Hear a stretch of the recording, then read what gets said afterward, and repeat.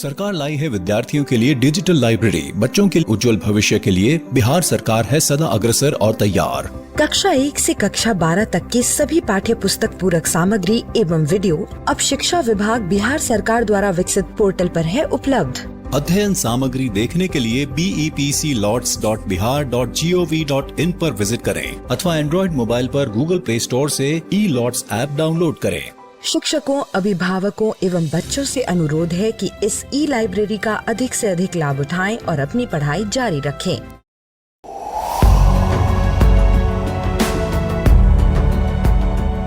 छठी से 10वीं कक्षा के विद्यार्थी ध्यान से सुने। खास आपके लिए हैं इंस्पायर अवार्ड्स मानक।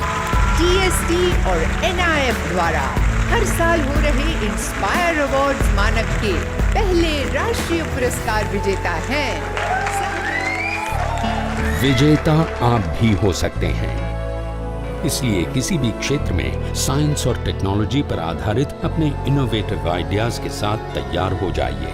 जानते हैं ना, आप में से 1 लाख स्टूडेंट्स को 10-10 हजार रुपए मिलेंगे अपने आइडियाज को प्रोटोटाइप बनाने के लिए। उसके बाद दुनिया सराहेगी आपका हुनर जब पहुंचेगा आपका आइडिया लोगों तक प्रोडक्ट के रूप में। तो अपने ओरिजिनल इनोवेटिव आइडियाज को स्कूल में जमा करें। बेस्ट आइडियाज आगे बढ़ाए जाएंगे ऑफिशियल वेबसाइट पर, और हाँ, जल्दी आज ही जमा करें। So good luck with inspire awards मानक।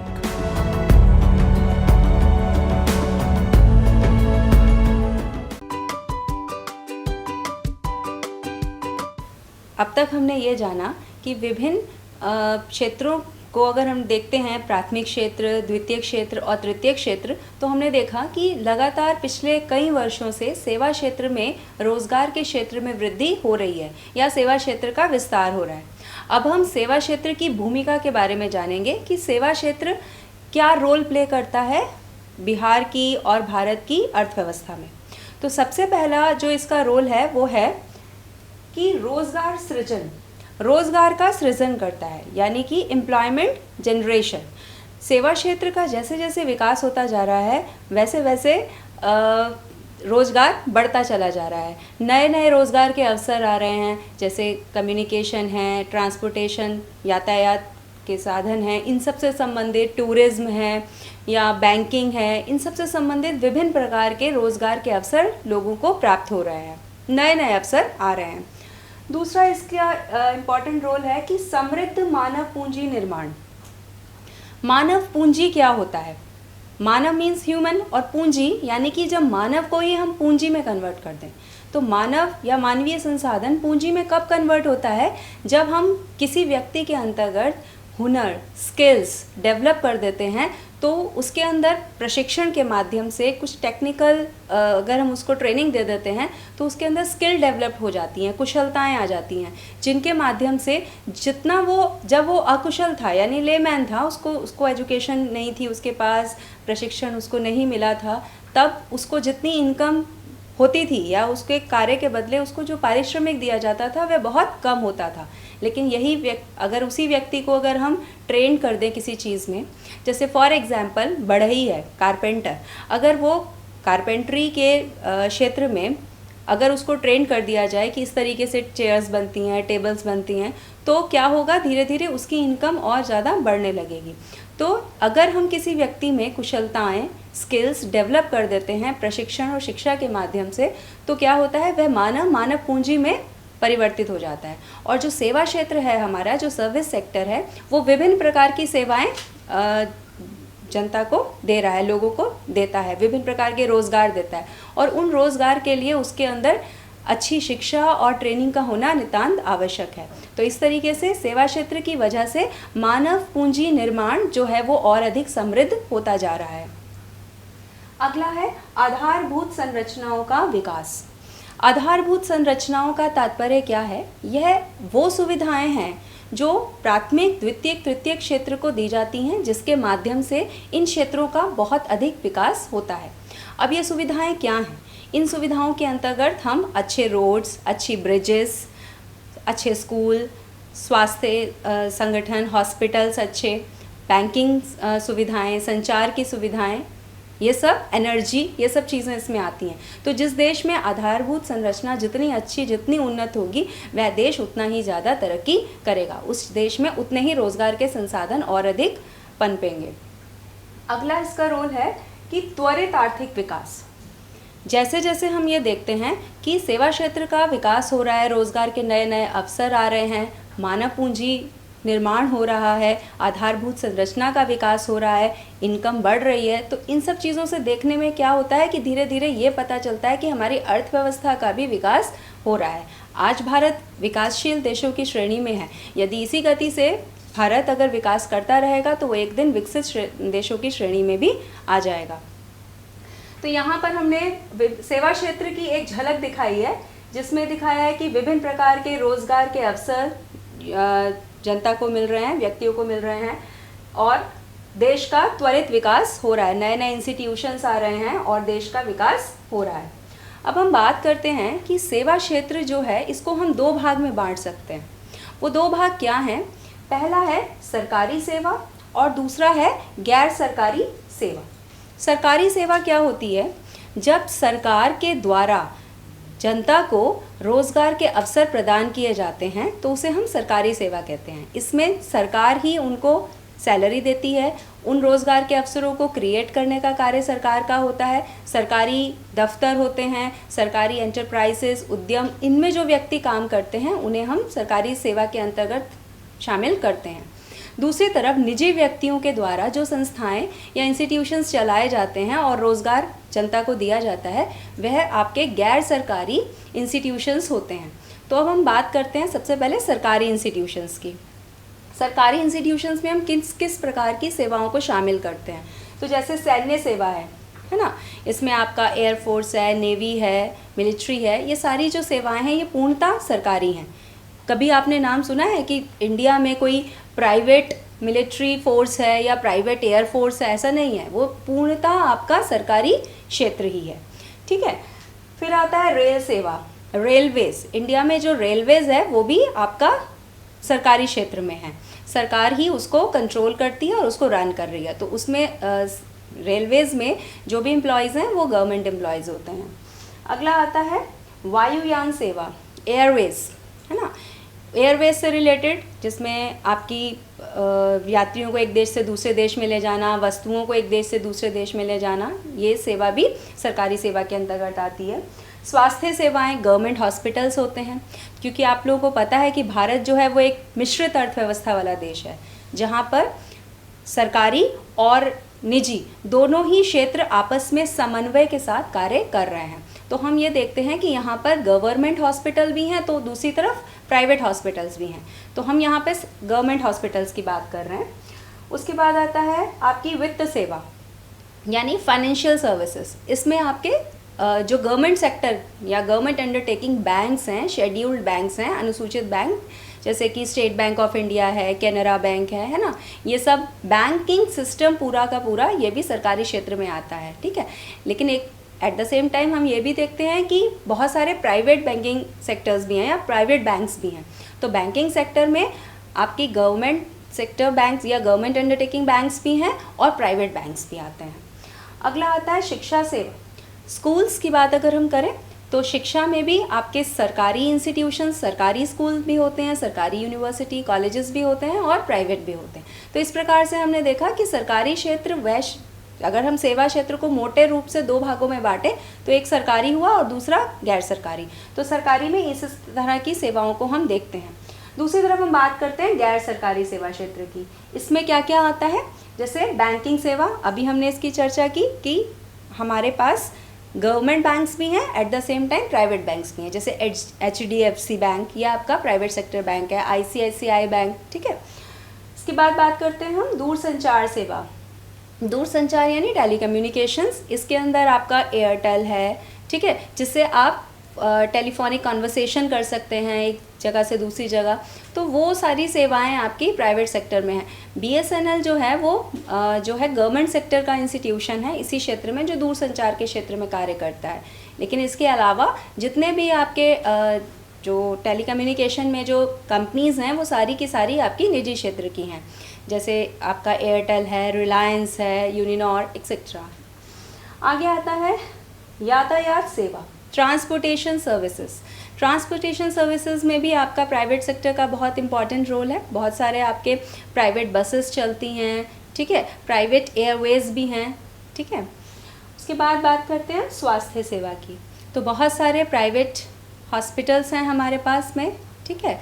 तो आपके हॉस्पिटल्स भी, स्वास्थ्य सेवा भी सरकारी और गैर सरकारी दोनों ही प्रकार की पाई जाती है। शिक्षा सेवा, वही चीज़ शिक्षा सेवा में भी आती है। गवर्नमेंट स्कूल्स भी हैं या गवर्नमेंट एजुकेशन इंस्टीट्यूट्स भी हैं और आपके प्राइवेट एजुकेशनल इंस्टीट्यूट्स भी पाए जाते हैं। बहुत सारे प्राइवेट स्कूल्स हैं। और स्वरोजगार सेवाएं, इसके अलावा निजी क्षेत्र में बहुत सारी सेल्फ एम्प्लॉयमेंट से रिलेटेड बहुत तरह की सेवाएं चल रही हैं, प्रचलित हैं, जिससे अन्य लोगों को रोज़गार दिया जाता है। तो कुल मिला के मोटे तौर पे हमने अभी क्या जाना कि सेवा क्षेत्र की इम्पॉर्टेंस क्या है या सेवा क्षेत्र का रोल क्या है भारतीय अर्थव्यवस्था में, और सेवा क्षेत्र को हम किन दो भागों में बांट सकते हैं। ये आपके सरकारी सेवा और गैर सरकारी सेवा है। अब हम सेवा क्षेत्र के महत्व के बारे में चर्चा करेंगे। सेवा क्षेत्र का बहुत अधिक महत्वपूर्ण योगदान है। रोजगार प्राप्ति में इसका महत्व सर्वाधिक है। सेवाओं को और रोजगार को, यानी कि सेवा क्षेत्र और रोजगार दोनों एक सिक्के के दो पहलू हैं। हम इन्हें एक दूसरे से अलग नहीं कर सकते हैं। अगर इसी बात को हमें एक उदाहरण की सहायता से समझना है तो एक एग्जाम्पल है कि एक किसान खेती करता है और वो चावल या धान की खेती करता है और चावल उपजाता है। अब अगर वो चावल को, जो उसने धान उपजाया है, या तो दो तरीके हैं, या तो वो उसको किसी मध्यस्थ के माध्यम से या किसी व्यापारी को, ट्रेडर को बेच दे और वो उसकी खेती जो उपज है उसको ले ले और फिर उसे बाज़ार में बेचे। एक ये तरीका है। और दूसरा तरीका ये है कि वही किसान जो धान उपजा रहा है उस धान को वो पहले क्या करे, उसको पूरा अच्छे से साफ़ करें, उसको 1-1 किलो या 5-5 किलो के पैकेट्स में उसको तरीके से पैकेजिंग के साथ पैक करे और फिर उसके बाद वो आगे उसकी मार्केटिंग करे। तो यदि अगर वो दूसरा तरीका अपनाता है तो उसका प्रॉफिट मार्जिन बढ़ जाएगा, क्योंकि उसे शुरू से लेके, मतलब प्रारंभ से लेके जो उसको सेल कर रहा है मार्केटिंग तक, यानी कि फार्मिंग से लेके मार्केटिंग तक उसको रोज़गार मिल जाएगा। तो ये देखने में आता है कि जैसे जैसे व्यक्ति अपनी उपज में जितनी गुणवत्ता ऐड करता जाता है, जितनी वैल्यू वो ऐड करता जाएगा, उससे मिलने वाला मुनाफा या प्रॉफिट उसका उतना ही ज़्यादा बढ़ता जाएगा। यदि वह किसान अपने उपजाए हुई फसल को किसी व्यापारी को देता है और व्यापारी आगे जाके बेचता है, तो ऐसी स्थिति में उस किसान को उस फसल का जो मूल्य मिलेगा वो कंपैरेटिवली कम मिलेगा।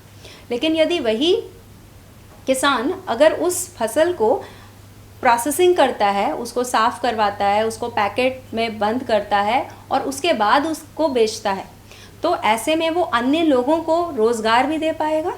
उसके परिवार के अन्य लोग भी हो सकते हैं, उसके आस पड़ोस के लोग हो सकते हैं, उसके जानकार हो सकते हैं, जिन्हें इस प्रोसेस में रोज़गार मिलेगा। और एट द सेम टाइम क्या होगा, उसकी उस फसल में जो उसने वैल्यू ऐड की है पैकेजिंग के माध्यम से, उसकी वजह से उसको उसका मूल्य भी ज़्यादा मिलेगा। तो हमने ये देखा कि किस तरीके से एक व्यक्ति अपनी क्षमता, अपनी दक्षता का इस्तेमाल करके अपनी इनकम को और अधिक बढ़ा पाता है। और हम ये देखते हैं कि जैसे जैसे सेवा क्षेत्र का विकास होता जाता है, वैसे वैसे रोज़गार का भी विकास होता जाता है। रोज़गार के नए नए अवसर लोगों को मिलने लगते हैं। और अगर व्यक्तियों को प्रशिक्षण दे दिया जाए, है ना, अगर उनको हम ट्रेनिंग दे दें कि आपको अपने कार्य को और बेहतर तरीके से किस प्रकार से करना है, तो ऐसी स्थिति में उनकी आमदनी और अधिक बढ़ जाती है। तो हमने ये देखा कि अगर हम सेवा क्षेत्र के महत्व की बात करें तो अब तक हुई बातों से दो बातें स्पष्ट रूप से हमारे सामने आती हैं। सबसे पहला कि जब कोई भी व्यक्ति अपने उत्पादन में अपने श्रम एवं दक्षता के कारण गुणवत्ता को बढ़ा देता है, तो ऐसी स्थिति में उसका वह अन्य लोगों को तो रोज़गार देता ही है, प्लस अपनी ही वस्तु की कीमत को और अधिक बढ़ा देता है। तो इस तरीके से हमने ये पाया कि जो दो इम्पॉर्टेंट चीज़ें हुई वो क्या थी। पहली इम्पॉर्टेंट बात ये थी कि उत्पादन क्रम में उत्पादन क्रम में दक्षता एवं प्रशिक्षण द्वारा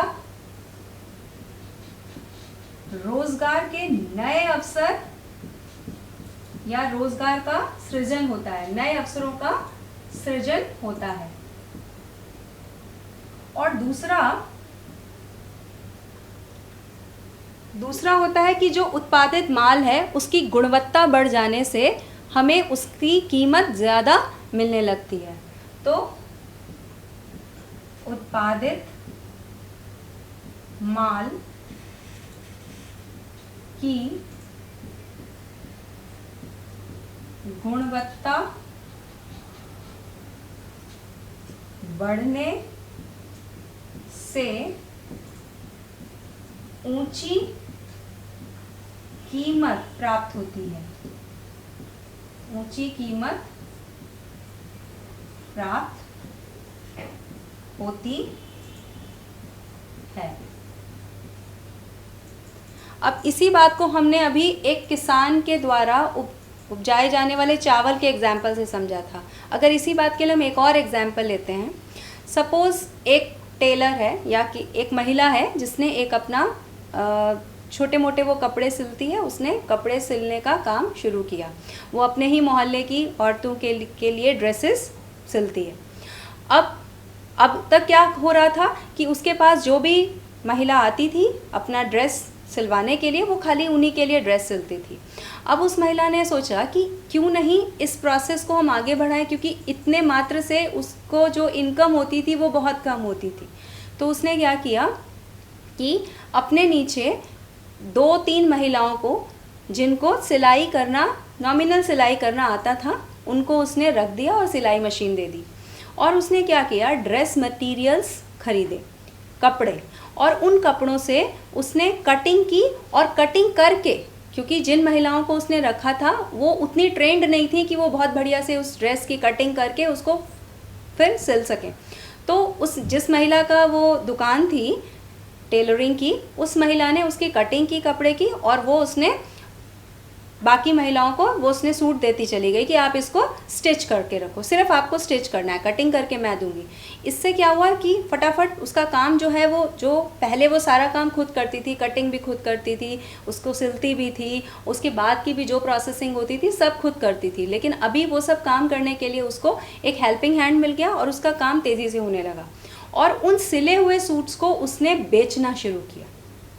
ठीक है, तो जो ग्राहक अपने कपड़े वहाँ सिलवाने आते थे, तो क्योंकि ग्राहक तो उसकी दुकान में आ ही रहे थे, तो वो जब वहाँ आते थे और वो जब देखते थे कि उसके पास में इतने अच्छे अच्छे उसने सूट्स स्टिच करके रखे हैं, तो वो लोग उसकी तरफ अट्रैक्ट होने लगे। और उन्होंने सोचा कि हम जाके जो खुद खरीदते हैं, एक बार बाज़ार जाते हैं, ड्रेस खरीदते हैं, उसके बाद सिलने के लिए देते हैं, ये एक थोड़ा टाइम टेकिंग प्रोसेस है। तो उससे बेहतर अगर हमें यहीं पर अच्छी क्वालिटी के कपड़े सिले सिलाए मिल जा रहे हैं तो ये ज़्यादा बेहतर है। अब चूंकि वो टेलर की ही शॉप है, तो वो वहाँ पे क्या है, उसको ऑल्टर, अगर आपके उसके साइज़ से थोड़ा छोटा या बड़ा था तो उसको वो ऑल्टर करके उसको दे देती थी। तो इस तरीके से क्या हुआ कि उस महिला ने एक अपनी दुकान से स्वयं, जो पहले वो अकेले काम कर रही थी, अब उसने अपनी आमदनी को तो बढ़ाया ही, अपने साथ साथ अपने नीचे 2-3 जो उसने महिलाओं को सिलने के लिए रखा, उन लोगों को भी इनकम मिलने लगी। तो इस तरीके से क्या देखा हमने कि उत्पादन क्रम में सर्विसेज भी एक तरीके का, आपका जो टेलरिंग है ये आप सर्विस प्रोवाइड कर रहे हैं, तो इसमें भी आपका सूट्स जो बना रही है, प्रोडक्शन है, प्रोडक्टिव वर्क है, उस क्रम में उसने अपनी दक्षता और अपना प्रशिक्षण जो उसने सीखा था उसका इस्तेमाल किया और रोज़गार का सृजन किया और महिलाओं को रोज़गार उसने दिया। और इसके साथ साथ उत्पादित माल जो वो ड्रेस बना रही है, उस माल की गुणवत्ता बढ़ा दी उसने। अब उसने रेडीमेड सूट्स देने शुरू किए, जिसकी वजह से अब वो ऊंची कीमत प्राप्त कर पा रही है। तो कुल मिला के हमने देखा कि जैसे जैसे हम सेवा क्षेत्र का विकास करते चले जाते हैं, वैसे वैसे रोज़गार का भी विकास होता जाता है, रोज़गार के नए नए आयाम सामने आते रहते हैं। अब हम चर्चा करेंगे सरकार द्वारा चलाई गई विभिन्न रोजगार योजनाओं के बारे में, क्योंकि सरकार भी रोज़गार देने के लिए समय समय पर विभिन्न प्रकार की योजनाएं चलाती आ रही हैं, क्योंकि गरीबी और बेरोज़गारी ये दोनों ही बहुत ही प्रमुख आर्थिक समस्याएं हैं जो कि किसी भी देश के लिए बहुत ही गंभीर समस्याएं होती हैं। और इस गरीबी नामक आर्थिक समस्या को दूर करने का एक ही उपाय है कि रोज़गार का अधिक से अधिक सृजन कर दिया जाए। इसलिए अभी हम विभिन्न योजनाएं जो सरकार ने चलाई हैं उनके बारे में देखेंगे। सबसे पहले है समेकित ग्रामीण विकास कार्यक्रम या इंटीग्रेटेड रूरल डेवलपमेंट प्रोग्राम।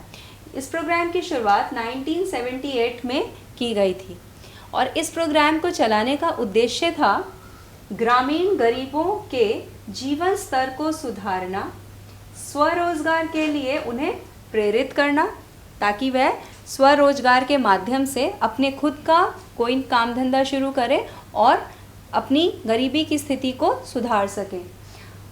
तो ये स्वरोजगार के लिए क्या क्या उपाय वो कर सकते हैं या क्या क्या उनको सुविधाएं दी गई, जैसे मुर्गी पालन, पशुपालन, डेयरी, कुटीर उद्योगों के माध्यम से कृषि पर जनसंख्या के भारी बोझ को कम करना।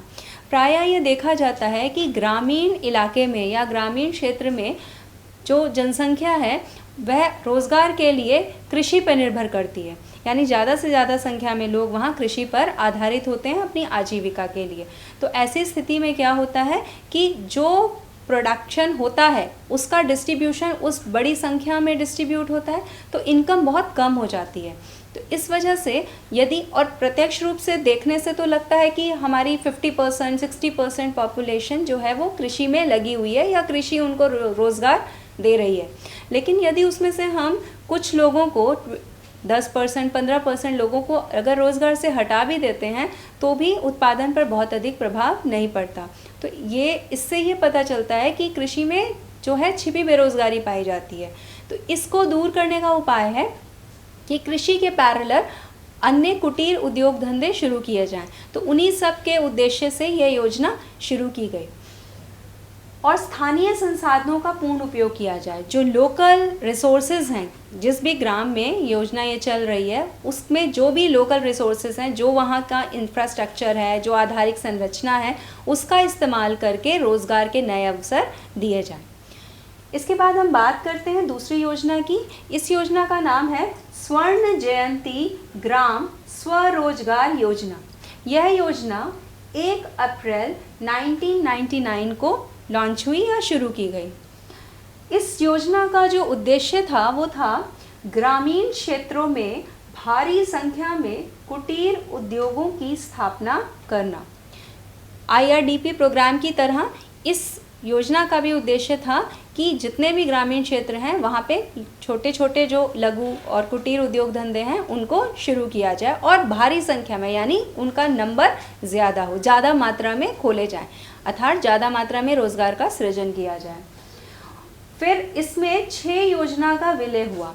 इससे पूर्व 6 योजनाएं चल रही थी। इन 6 योजनाओं को मर्ज कर दिया गया या इनका विलय कर दिया गया स्वर्ण जयंती ग्राम स्वरोजगार योजना में। तो वो 6 योजनाएं जो पूर्व में चल रही थी उनके बारे में उनका नाम हम देखेंगे। जैसे पहली योजना समन्वित ग्राम विकास योजना, यही योजना जिसके विषय में अभी हमने पढ़ा ऊपर। इस योजना का भी जो मर्जर है या इसको विलय कर दिया गया स्वर्ण जयंती ग्राम स्वरोजगार योजना में। दूसरी योजना थी स्वरोजगार हेतु ग्रामीण युवाओं का प्रशिक्षण कार्यक्रम, जिसे हम शॉर्ट में ट्राइसन कहते हैं। इस कार्यक्रम या इस योजना का भी विलय कर दिया गया। इस योजना में ग्रामीण क्षेत्र में रहने वाले जितने भी युवक थे उनको स्वरोजगार के लिए ट्रेनिंग दी जाती थी। उनको ट्रेन किया जाता था कि वह अपना स्वयं का कोई छोटा मोटा काम धंधा शुरू कर सकें। तो इस योजना को भी हमने सरकार ने स्वर्ण जयंती ग्राम स्वरोजगार योजना में जोड़ दिया। अगली है ग्रामीण क्षेत्र में महिला एवं बाल विकास कार्यक्रम, जिसे हम शॉर्ट में ड्वाक्रा कहते हैं। इस योजना को भी विलय हमने या सरकार ने स्वर्ण जयंती ग्राम स्वरोजगार योजना में किया। ड्वाक्रा में क्या होता था कि ग्रामीण क्षेत्र में जो भी महिलाएं या बच्चे थे उनके विकास पर ध्यान दिया जाता था, आंगनवाड़ी इत्यादि के माध्यम से उनका डेवलपमेंट किया जाता था। फिर है ग्रामीण दस्तकारों को उन्नत औजारों की किट की आपूर्ति कार्यक्रम।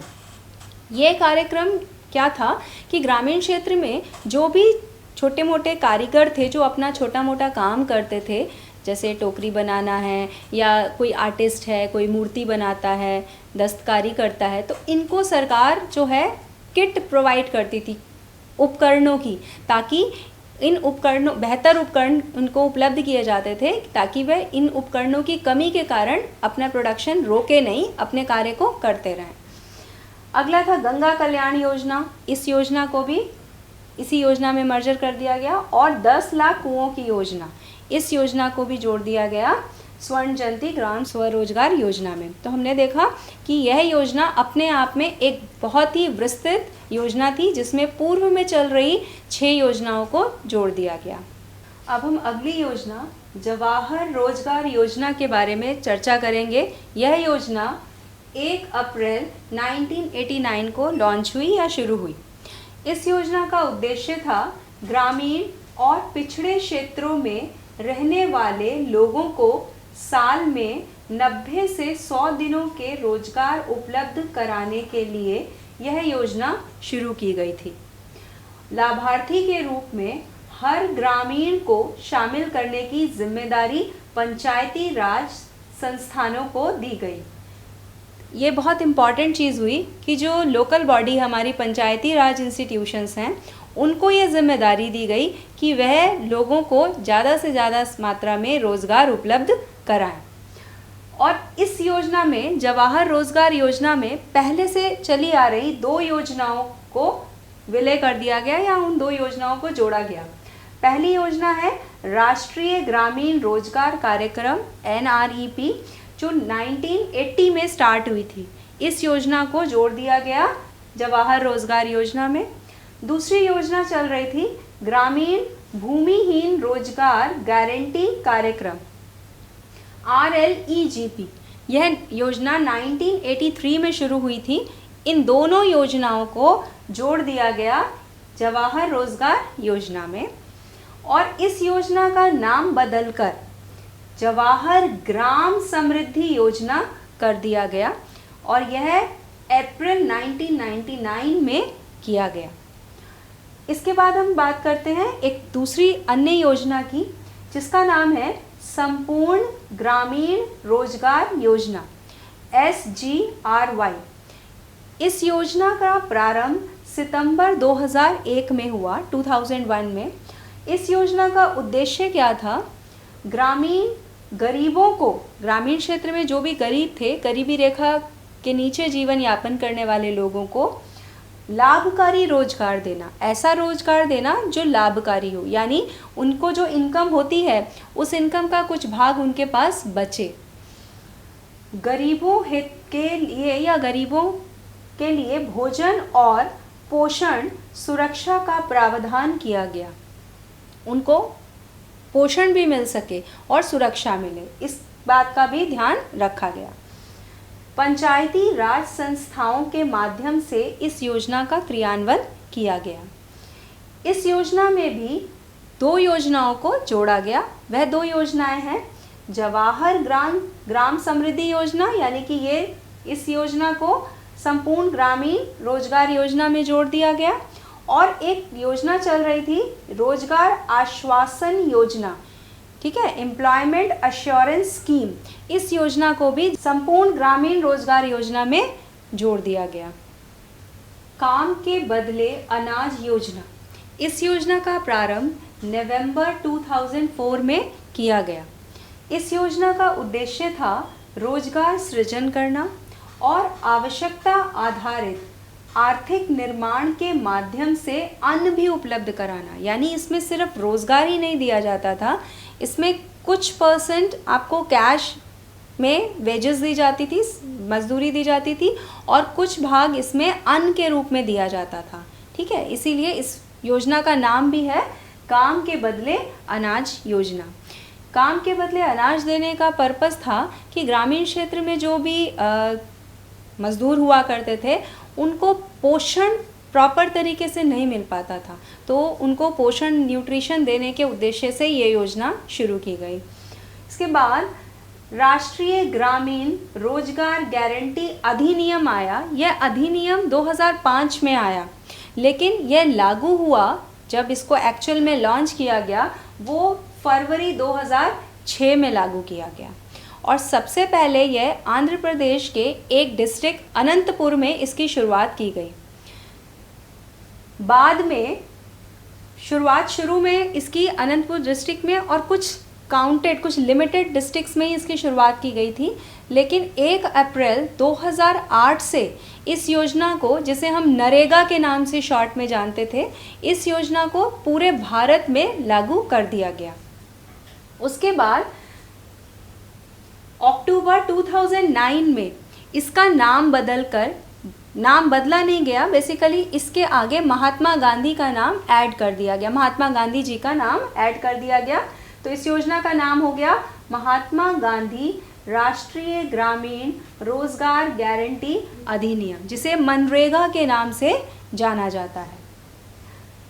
मनरेगा में संपूर्ण ग्रामीण रोजगार योजना जो पहले चल रही थी, जिसे SGRY के नाम से जानते हैं, और दूसरी योजना काम के बदले अनाज योजना, तो काम के बदले अनाज योजना को भी जोड़ दिया गया।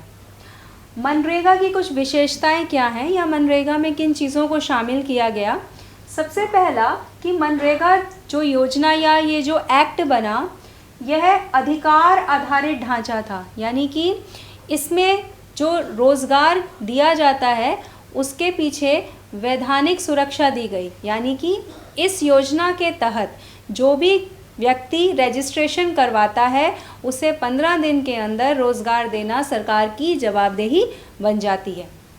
यदि सरकार ऐसा करने में सक्षम नहीं होती है तो उसे बेरोज़गारी भत्ता देना होता है, उस व्यक्ति को बेरोज़गारी भत्ता दिया जाता है, और वर्ष में कम से कम 100 दिन के लिए रोज़गार दिया जाता है। अगला है रोज़गार की समयबद्ध गारंटी। ये भी इसकी एक विशेषता है। समयबद्ध गारंटी है कि वर्ष में कम से कम 100 दिन का रोज़गार उस व्यक्ति को, ग्रामीण परिवार के प्रत्येक परिवार के एक व्यक्ति को 100 दिन का रोज़गार अवश्य दिया जाएगा, और यह रोज़गार रजिस्ट्रेशन के 15 दिन के अंदर अगर नहीं दिया जाता तो बेरोज़गारी भत्ता दिया जाएगा।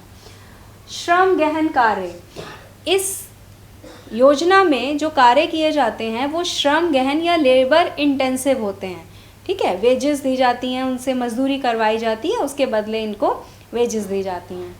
अगला महिला सशक्तिकरण, इस योजना का फ़ायदा महिलाओं को भी भारी मात्रा में दिया जाता है। इसका 1/3 जो है वो महिलाओं के लिए रिजर्वेशन है, तो मनरेगा जो है वो महिला सशक्तिकरण में भी अपना महत्वपूर्ण योगदान निभा रही है। वर्तमान में यह बहुत ही भारत की सबसे वृहद योजना है जो रोज़गार उपलब्ध करा रही है। इसके अलावा जून 2011 में राष्ट्रीय ग्रामीण आजीविका मिशन शुरू किया गया। यह मिशन को बनाने का उद्देश्य क्या था कि ग्रामीण गरीब परिवारों को देश की मुख्य धारा से जोड़ना। क्या होता है कि जो गरीब व्यक्ति होते हैं उन्हें समाज एक्सेप्ट नहीं करता है ना, उनको स्वीकारता नहीं है, मुख्य धारा में उन्हें अपने साथ जोड़ता नहीं है। तो इस योजना का मुख्य उद्देश्य था कि जो ग्रामीण क्षेत्र के जो लोग हैं उन्हें मुख्य धारा से जोड़ा जाए। और ये किस तरीके से किया जा सकता था? स्वयं सहायता समूह के जरिए उनका विकास करना। स्वयं सहायता समूह या सेल्फ हेल्प ग्रुप, जिसकी चर्चा हमने अपने पहले के चैप्टर हमारी वित्तीय संस्थाओं में किया है कि सेल्फ हेल्प ग्रुप्स क्या होते हैं, तो उनके माध्यम से विकास किया जा रहा है। छोटे छोटे समूह 15 से 20 लोग व्यक्ति मिलकर छोटे छोटे समूह बनाते हैं, विशेषकर महिलाएं, जिससे महिला सशक्तिकरण भी हो रहा है और महिलाएं भी मेन स्ट्रीम से जुड़ पा रही हैं, उनकी पारिवारिक आर्थिक स्थिति भी सुधर रही है। बिहार में यह जीविका नाम का एक इंस्टीट्यूशन है जिसके माध्यम से जो हमारे स्वयं सहायता समूह है वह ग्रामीण क्षेत्र की महिलाओं को रोज़गार देने और स्वावलंबी बनाने में महत्वपूर्ण भूमिका निभा रहे हैं। इसके अलावा make in India, stand up India, startup India, इस तरह के बहुत सारे कार्यक्रम सरकार समय समय पर बना रही है जिससे कि लोगों को अधिक मात्रा में रोज़गार दिया जा सके। विभिन्न योजनाओं को जानने के बाद अब हम चर्चा करेंगे कि भारत विश्व को सेवा प्रदाता के रूप में क्या कार्य करता है, या भारत का विश्व में क्या योगदान है सेवा क्षेत्र में। तो भारतीय श्रम पूंजी का अत्यधिक योगदान है। विदेशों में भारतीय अपनी दक्षता का परिचय हमेशा से देते रहे हैं और आज भी दे रहे हैं। पहले जनसंख्या वृद्धि को अभिशाप माना जाता था कि जैसे जैसे जनसंख्या बढ़ेगी उसके हिसाब से रिसोर्सेज जो हैं वो उतना तेज़ी से नहीं बढ़ पाते जितनी तेज़ी से जनसंख्या बढ़ती है, जिस वजह से हमारी बहुत सारी हमको समस्याएं देखने को मिलती हैं। लेकिन वर्तमान में ऐसा नहीं है। अभी जनसंख्या को अभिशाप ना मानकर बल्कि उसको एक तरीके का बून माना जा रहा है, वरदान माना जा रहा है, क्योंकि जैसे जैसे जनसंख्या बढ़ती है उसमें अगर हम इन्वेस्ट करें और मानव को मानव पूंजी में परिवर्तित कर दें तो यही जनसंख्या देश के आर्थिक विकास में अपना महत्वपूर्ण योगदान देती है। भारत विश्व का अग्रणी युवा देश है। यहाँ की पॉपुलेशन में यहाँ की जनसंख्या में युवाओं की संख्या सबसे ज़्यादा है। और अभी भारत ने 1991 से LPG पॉलिसी को अपनाया। LPG पॉलिसी का तात्पर्य है लिबरलाइजेशन, प्राइवेटाइजेशन और ग्लोबलाइजेशन, यानी कि उदारीकरण, निजीकरण और वैश्वीकरण की नीति। इन नीतियों के कारण भारत का आर्थिक विकास बहुत तेज़ी से हो रहा है और भारत विश्व के अन्य देशों के साथ में भी ट्रांजैक्शंस कर रहा है। उदारीकरण की वजह से सेवा क्षेत्र का विकास बहुत ज़्यादा हो गया है, या सेवा क्षेत्र का विकास होता चला जा रहा है। पहले उदारीकरण की प्रक्रिया से पूर्व हमारे देश में बहुत सारे जो इंडस्ट्रीज़ थी उन्हें गवर्नमेंट सेक्टर के लिए रिजर्व रखा हुआ था, या इंडस्ट्रीज़ खोलने के लिए या किसी भी नए उद्यम को शुरू करने के लिए बहुत लेंदी पेपर वर्क करना पड़ता था, रजिस्ट्रेशन करवाना एंड बहुत एक हैज़ार्ड प्रोसेस होता था। लेकिन अभी वर्तमान में क्या है, उदारीकरण की प्रक्रिया अपनाने के बाद बहुत सारी लाइसेंस पद्धति को सरकार ने बहुत सरल बना दिया है और वर्तमान में 5 इंडस्ट्रीज़ को छोड़कर अन्य इंडस्ट्रीज़ के लिए लाइसेंस लेना अनिवार्य भी नहीं है।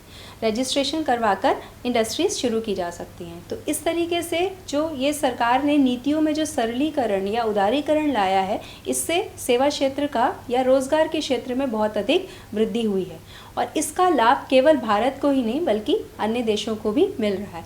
लगभग विश्व के सभी देशों में उदारीकरण की प्रक्रिया अपनाई जा रही है और वैश्वीकरण ने तो पूरे विश्व को एक बाज़ार के रूप में ही बदल दिया है।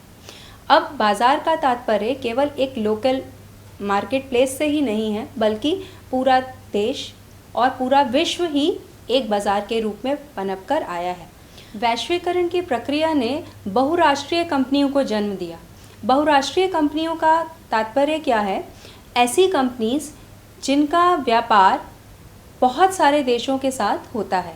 बहुत सारे देशों में ये कंपनीज अपना स्टार्टअप करती हैं, मतलब अपनी वर्कशॉप्स लगाती हैं और कार्य करती हैं। बहुराष्ट्रीय कंपनी अपना विभिन्न देशों में जो भी व्यवसाय शुरू करती हैं उसको करने से पूर्व वह यह देखती हैं कि किस देश में उन्हें सस्ता श्रम मिल रहा है, सस्ती पूंजी, सस्ते संसाधन, जिससे उनकी लागत कम आए और उनका प्रॉफिट ज़्यादा से ज़्यादा हो। तो वैश्वीकरण की प्रक्रिया ने बहुराष्ट्रीय कंपनियों की इस पद्धति को बढ़ाया है। भारत में जनसंख्या अधिक होने के कारण यहाँ का जो श्रम है वो अन्य देशों की तुलना में कंपैरेटिवली यहाँ पर सस्ता है, जिस वजह से बहुराष्ट्रीय कंपनियों को यहाँ पर अपना व्यवसाय शुरू करने में कॉस्ट कम आती है। और ये जो बहुराष्ट्रीय कंपनियां होती हैं ये आउटसोर्सिंग या बाह्य स्रोती के माध्यम से भी कार्य करती हैं। आउटसोर्सिंग को हम समझने के लिए अगर कोई भी कंपनी अपनी कुछ नियमित सेवाएं खुद ना करके अन्य किसी छोटी कंपनी के माध्यम से करवाए तो उसे हम आउटसोर्सिंग कहते हैं।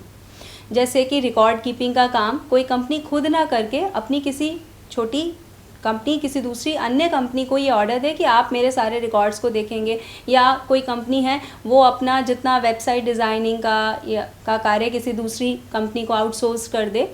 ठीक है, तो इस तरीके से आउटसोर्सिंग की प्रक्रिया भी वैश्वीकरण के माध्यम से ही शुरू हुई।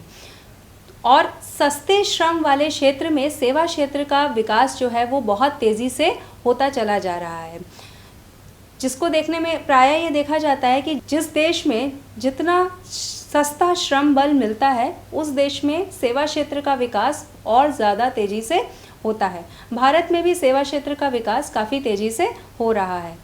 बीपीओस खोले जा रहे हैं भारत में। बीपीओस का तात्पर्य है वॉइस बेस्ड बिजनेस प्रोसेस। इसमें, या इसे हम कॉल सेंटर्स भी कहते हैं, इसमें कॉल्स के माध्यम से विभिन्न देशों के जो ग्राहक होते हैं उनके साथ में कम्युनिकेशन स्टैब्लिश किया जाता है या लेन देन किया जाता है। इसमें रिकॉर्ड कीपिंग है, अकाउंटिंग है, बैंकिंग सर्विसेज, रेलवे इंक्वायरीज़ हैं, या मेडिकल से रिलेटेड बहुत सारी छोटी इंक्वायरीज़, फैसिलिटीज़ हैं। ये सब चीज़ें जो हैं वो इंडिया की बहुत सारी छोटी मोटी कंपनियों के माध्यम से, जो बहुराष्ट्रीय कंपनियां हैं या विदेशों की, जैसे अमेरिका है, ब्रिटेन है, वो देश इन छोटी छोटी कंपनियों के माध्यम से अपने ये सारे कार्य आउटसोर्सिंग के माध्यम से करवा रहे हैं।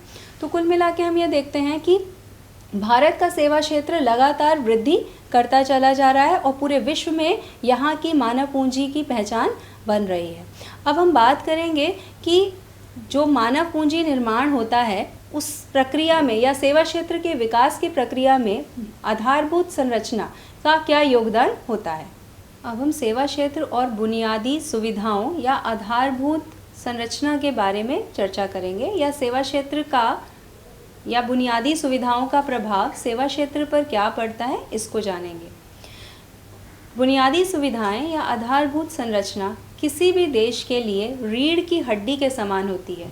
जैसे रीढ़ की हड्डी हमारे शरीर को खड़े रहने का संबल या सहारा देती है, उसी प्रकार किसी भी देश की आधारभूत संरचना उस देश की अर्थव्यवस्था को खड़े रहने का सहारा प्रदान करती है। इस आधारिक संरचना के माध्यम से वह देश तेजी से विकास करता है। जितने भी विकसित देश हैं, चाहे हम अमेरिका की बात करें, ब्रिटेन की बात करें, जापान की बात करें, चाइना की बात करें, इन सभी देशों की जो आधारिक संरचना या इंफ्रास्ट्रक्चर है वो बहुत अधिक डेवलप है, जिसके कारण वहाँ पर सेवा क्षेत्र का विकास या रोज़गार का विकास तेज़ी से हो रहा है। वहीं दूसरी ओर अगर हम भारत की बात करें तो भारत में भी जो डेवलप्ड स्टेट्स हैं या ऐसे स्टेट्स जहाँ पर इंफ्रास्ट्रक्चर का विकास अच्छा हुआ है, जैसे कि कर्नाटक, बेंगलोर है, मेट्रोपॉलिटन सिटीज़ जैसे दिल्ली है, मुंबई है, इन सभी सिटीज़ में चूँकि इंफ्रास्ट्रक्चर अच्छा है इसलिए वहाँ सेवा क्षेत्र का विकास बहुत अधिक हुआ है या रोज़गार के वहाँ संसाधन ज़्यादा पाए जाते हैं। वहीं दूसरी ओर अगर हम बीमारू स्टेट्स की बात करें, यानी कि ऐसे स्टेट्स जो आर्थिक रूप से पिछड़े हुए हैं, जहाँ पर इंफ्रास्ट्रक्चर जो है वो बहुत ही बुरी स्थिति में है या इंफ्रास्ट्रक्चर बहुत विकसित नहीं हुआ है, वहाँ सेवा क्षेत्र का विकास कम हुआ है। अब हम बात करते हैं कि इंफ्रास्ट्रक्चर है क्या और इनको किस टाइप, इसके प्रकार क्या हैं, उसकी बात हम करेंगे। तो हमारी जो आधारभूत संरचना या इंफ्रास्ट्रक्चर है इसको हम दो भागों में बांट सकते हैं। पहला है आर्थिक आधारभूत ढांचा और दूसरा है गैर आर्थिक आधारभूत ढांचा। आर्थिक आधारभूत ढांचे को हम पहले देखेंगे। इसके अंतर्गत हम किसे शामिल करते हैं? वित्त यानी कि फाइनेंशियल सर्विसेज को हम आर्थिक आधारभूत ढांचे में शामिल करते हैं। किसी भी देश को यदि फाइनेंस समय पर मिलता रहेगा तो वह देश तरक्की करेगा, या जिस भी उद्योग को अगर फाइनेंस की ज़रूरत है, जिस समय उसे ज़रूरत है, अगर उसी समय उसको वित्तीय संसाधन उपलब्ध हो जाते हैं तो नेचुरली वो डेवलप करेगा। तो वित्त में हम क्या क्या चीज़ें लेते हैं, इसमें आपका पूरा बैंकिंग क्षेत्र आ जाएगा, बैंकिंग सेक्टर आता है, बीमा क्षेत्र आएगा, इंश्योरेंस आएगा और अन्य सरकारी वित्तीय क्षेत्र आएंगे। ठीक है, गवर्नमेंट फाइनेंशियल इंस्टीट्यूशंस हैं, ठीक है, उनको भी हम जैसे IDBI है, इन सबको इसमें शामिल करेंगे। दूसरा है ऊर्जा। ऊर्जा में हम नवीनीकरणीय और गैर नवीनीकरणीय यानी कि रिन्यूएबल और नॉन रिन्यूएबल एनर्जी सोर्सेज दोनों की बात करते हैं। जैसे कोयला है, विद्युत है, तेल, पेट्रोलियम, गैस या गैर पारंपरिक ऊर्जा स्रोत जैसे कि सोलर एनर्जी है, विंड एनर्जी है, ठीक है। इन सब का इस्तेमाल किया जा रहा है। वर्तमान में इन गैर पारंपरिक ऊर्जा स्रोतों का इस्तेमाल ज़्यादा से ज़्यादा संख्या में, मात्रा में किया जा रहा है। अगला है यातायात। यातायात के अंतर्गत रेलवेज, रोडवेज, सड़कें, वायुयान, एयरवेज और जलयान या वाटरवेज आते हैं। क्योंकि अगर उत्पादन हो जाएगा तो उस उत्पादन को ग्राहकों तक पहुंचाना या वर्कशॉप से या खेतों से उत्पादित माल को वेयर हाउसेस तक पहुंचाना या दूसरे राज्यों तक पहुंचाना, ग्राहकों तक पहुंचाना, उसके लिए ट्रांसपोर्टेशन की बहुत ज़रूरत पड़ती है। संचार के अंतर्गत हम डाक, टेलीफोन, टेलीसंचार, मीडिया, इन सब को शामिल करते हैं। तो हमने ये देखा कि किसी भी देश के आर्थिक विकास में वहाँ की आर्थिक आधारभूत ढांचे या संरचना का जो रोल होता है वो बहुत ही महत्वपूर्ण होता है। जिस देश में बैंकिंग फैसिलिटीज़ अच्छी होंगी, फाइनेंशियल सर्विसेज अच्छी होंगी, एनर्जी रिसोर्सेज मिलते रहेंगे। अगर किसी कंपनी में एनर्जी ही नहीं आ रही है, बिजली ही नहीं आ रही है, बड़े बड़े इक्विपमेंट्स लग गए लेकिन एनर्जी सप्लाई टाइमली नहीं हो रही है तो प्रोडक्शन रुक जाएगा, ऐसे में लॉस होगा। तो एनर्जी सप्लाई भी बहुत इम्पॉर्टेंट है। यातायात बहुत इम्पॉर्टेंट है। प्रोडक्शन होने के बाद अब रॉ मटेरियल अगर कंपनी को चाहिए तो रॉ मटेरियल पहुंचाने के लिए भी ट्रांसपोर्टेशन चाहिए और उत्पादित माल को बाज़ारों, मंडियों तक पहुंचाने के लिए, ग्राहकों तक पहुंचाने के लिए भी हमें यातायात या ट्रांसपोर्टेशन की ज़रूरत पड़ती है। अब ये जो ट्रांजैक्शंस होते हैं वो केवल एक छोटे एरिया में ही नहीं, इंटरस्टेट्स होते हैं, ठीक है। एक राज्य से दूसरे राज्य में ट्रांजैक्शंस किए जाते हैं, एक देश से दूसरे देश में इंटरनेशनल ट्रेड होते हैं। उन सब के लिए हमें यातायात के संसाधनों की ज़रूरत पड़ती है। फिर संचार की भी ज़रूरत पड़ती है। तो इस तरीके से जिस देश की आर्थिक आधारित संरचना अगर डेवलप्ड होगी तो वह देश निश्चित रूप से विकसित होगा और सेवा क्षेत्र वहाँ डेवलप करेगा। इन सब क्षेत्रों के माध्यम से रोज़गार मिलते हैं लोगों को, ठीक है। आगे आता है गैर आर्थिक आधारभूत ढांचा। गैर आर्थिक जिसमें ये नॉन इकोनॉमिकल है, इसके अंतर्गत हम मुख्य रूप से 3 चीज़ों को शामिल करते हैं। पहला है शिक्षा, दूसरा है नागरिक सेवाएं और तीसरा है स्वास्थ्य। मानव को मानव पूंजी बनाने में महत्वपूर्ण योगदान रखती है शिक्षा। शिक्षा के माध्यम से ही मनुष्य के अंदर विभिन्न कुशलताएं डेवलप होती हैं, विभिन्न स्किल्स डेवलप होती हैं, जिसके माध्यम से वो उत्पादकीय बनता है, ठीक है। मानव पूंजी के रूप में परिवर्तित होता है। तो शिक्षा में आपकी अनौपचारिक शिक्षा आती है, इनफॉर्मल एजुकेशन, फिर प्रारंभिक शिक्षा, प्राइमरी एजुकेशन जो आपकी क्लास 5 तक है, उसके बाद माध्यमिक शिक्षा जो 6 to 10 तक चलती है, फिर उच्चतर माध्यमिक शिक्षा जो आपकी 11-12 हो गया, और उच्च शिक्षा अबव 12, ग्रेजुएशन, पोस्ट ग्रेजुएशन, और तकनीकी शिक्षा यानी वोकेशनल या टेक्निकल एजुकेशन देना। उसके बाद बात करते हैं स्वास्थ्य की। जिस तरह से शिक्षा हमारे लिए महत्वपूर्ण है उसी प्रकार से मानव के लिए स्वास्थ्य भी बहुत महत्वपूर्ण है, क्योंकि कहा भी जाता है कि स्वस्थ शरीर में ही स्वस्थ मस्तिष्क का निवास होता है। यदि आप शारीरिक रूप से स्वस्थ रहेंगे तभी आप दूसरे व्यक्ति के लिए या देश के लिए कुछ कर पाएंगे। स्वयं अपने लिए भी हम तभी कुछ कर पाते हैं जब हम शारीरिक रूप से सक्षम होते हैं। तो इसमें आपको स्वास्थ्य सेवाएं, विभिन्न स्वास्थ्य सेवाओं का विकास कैसा है देश में, अच्छे अस्पताल हैं उन्हें चाहिए, अस्पताल के माध्यम से रोज़गार मिलता है लोगों को, प्राथमिक स्वास्थ्य केंद्र होते हैं सरकार के द्वारा खोले जाते हैं, nursing homes, private nursing homes बनाए जाते हैं बहुत सारे। तो इन सब के माध्यम से भी व्यक्तियों को रोज़गार की प्राप्ति होती है। अगला है नागरिक सेवाएं। नागरिक सेवाओं के अंतर्गत हम किन किन चीज़ों को शामिल करते हैं? स्वच्छता, साफ सफाई, सिविक सेंस, सामाजिक चेतना, लोगों की अंडरस्टैंडिंग कैसी है, कोई नई विचारधारा अगर आती है या कोई नव प्रवर्तन होता है आर्थिक क्षेत्र में, सामाजिक क्षेत्र में, तो लोग उसको एक्सेप्ट करने के लिए भी तैयार होने चाहिए। अगर वो उस चीज़ को स्वीकारेंगे नहीं तो वह चीज़ प्रचलन में नहीं आ पाएगी। तो कुल मिलाकर किसी भी देश के विकास के लिए वहाँ की जो बुनियादी सुविधाएं हैं या जो आधारभूत ढांचा है वो बहुत महत्वपूर्ण योगदान देता है। डर से नहीं तैयारी से आगे कदम बढ़ाना है। रुकी जिंदगी में चहल पहल वापस फिर से लाना है। धोकर हाथ पहन कर मास्क सुरक्षित जीवन चलाना है। सुरक्षित जीवन चलाना है। डर कर नहीं तैयारी से आगे कदम बढ़ाना है। डर कर नहीं तैयारी से आगे कदम बढ़ाना है। रखेंगे 2 गज की दूरी, सबको पौष्टिक आहार खिलाएंगे, बच्चों और बूढ़ों का करेंगे ख्याल। रोगी नहीं, रोग से लड़ कोरोना को हराएंगे। स्वास्थ्य केंद्र फिर से खुल गए, जिनका लाभ उठाना है। रुकी जिंदगी में चहल पहल वापस फिर से लाना है। धोकर हाथ पहन कर मास्क सुरक्षित जीवन चलाना है।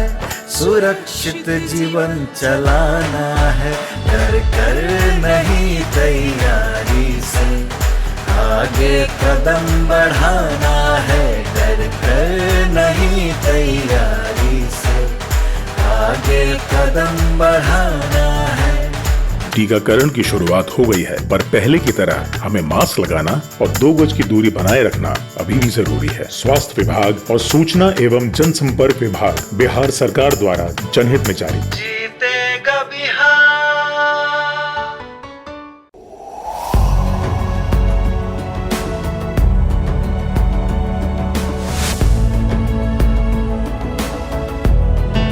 नमस्कार। आप शिक्षकों द्वारा दी गई अच्छी शिक्षा से आज लाखों विद्यार्थी इनोवेशंस कर रहे हैं। उन सभी को इंस्पायर अवार्ड्स मानक में हिस्सा लेने प्रोत्साहित कीजिए। करना है इतना कि आपके विद्यालय के 6ठी से 10वीं कक्षा के छात्र और छात्राएं साइंस और टेक्नोलॉजी पर आधारित अपने इनोवेटिव आइडियाज आपके पास जमा करें, ताकि वो DST और NIF द्वारा आयोजित इंस्पायर अवार्ड्स मानक प्रतियोगिता में हिस्सा ले सकें। 1 लाख छात्रों को 10-10 हजार रुपए मिलेंगे अपने आइडियाज को प्रोटोटाइप्स बनाने के लिए।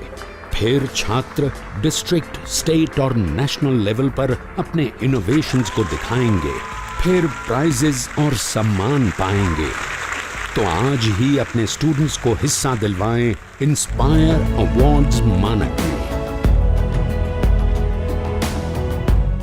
सरकार लाई है विद्यार्थियों के लिए डिजिटल लाइब्रेरी। बच्चों के उज्जवल भविष्य के लिए बिहार सरकार है सदा अग्रसर और तैयार। कक्षा 1 से कक्षा 12 तक की सभी पाठ्य पुस्तक पूरक सामग्री एवं वीडियो अब शिक्षा विभाग बिहार सरकार द्वारा विकसित पोर्टल पर है उपलब्ध। अध्ययन सामग्री देखने के लिए BEPCLots.bihar.gov.in पर विजिट करें अथवा एंड्रॉइड मोबाइल पर गूगल प्ले स्टोर से E-Lots ऐप डाउनलोड करें।